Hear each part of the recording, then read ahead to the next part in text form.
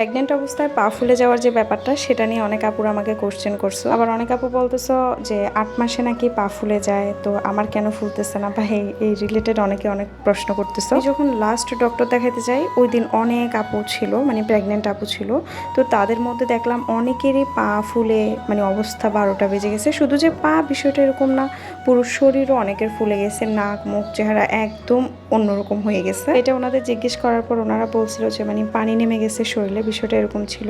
তো আল্লাহর রহমতে আমার আবার এরকম হয়নি। তো আমি যতটুকু জানি শরীরে বা পায়ে যদি পানি নেমে যায় তাহলে কিছু বিষয় আছে, সেগুলো মেনে চললে আবার ঠিক হয়ে যায়। পা নাকি ঝুলিয়ে বসা যায় না, বা মানে সোজাসুজি ভাবে রাখতে হয়, তাহলে নাকি আর এরকম পা ফুলার যে লক্ষণটা সেটা আর দেখা যায় না। তারপর এটা তো মাস্ট বি প্রতিদিন নিয়ম করে হাঁটাহাঁটি করা। আমরা এখানে অনেকে আছি যে নতুন মা হতে যাচ্ছি, মানে আমাদের এটা ফার্স্ট টাইম। তো আমাদের ক্ষেত্রে হয় কি, আমরা সবকিছু জানি না। যারা নাকি এই নিয়ে সেকেন্ড টাইম বা থার্ড টাইম তারা তো মোটামুটি অভিজ্ঞতা আছে, কিন্তু আমাদের অত অভিজ্ঞতা নেই।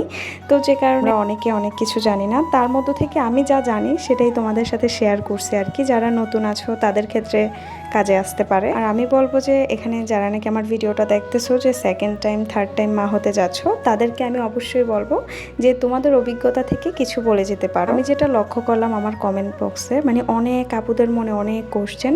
তো যে আপুরা নাকি এগুলা জানো তারা অবশ্যই কমেন্টে রিপ্লাই দিয়ে দিবা। আমি তো এত কিছু জানি না, তাছাড়া এত কমেন্টে রিপ্লাই দেওয়াটা আসলে পসিবল না। রিসেন্টলি আমি একটা কমেন্ট ফলো করছি, কমেন্টটা আমার বেশ ভালো লাগছে। আসলে এই অবস্থায় হাজবেন্ডের সাপোর্ট থাকাটা খুব বেশি জরুরি। আমার ক্ষেত্রে যদি বলি, হ্যাঁ আমার হাজবেন্ড আমাকে অনেক অনেক সাপোর্ট দিচ্ছে সবকিছু দিয়ে, এবং যত্নেরও কোনো কিছু কমতি রাখছে না। ইদানিং সব থেকে বেশি প্রবলেম ফেস করতেছি হচ্ছে রাত্রে।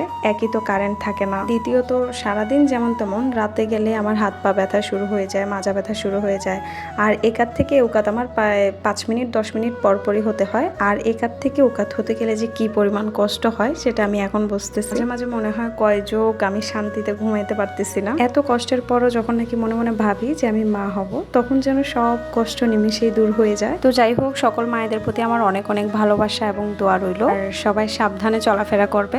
আর এই গরমের মধ্যে একটু কমফোর্টেবল ড্রেস পরবা, মানে বাসায় টি শার্ট পরবা, তাহলে আর এত অস্বস্তিকর লাগবে না। গরম নিয়ে দেখি সবারই অভিযোগ, মা হওয়া এত সহজ না, এইটুকু তো সহ্য করতেই হবে। তো যাই হোক, আজ এই পর্যন্তই। আবার অন্য কোনো ভিডিওতে আবারও দেখা হচ্ছে। সবাই সুস্থ থাকবে, ভালো থাকবে, আল্লাহ হাফেজ।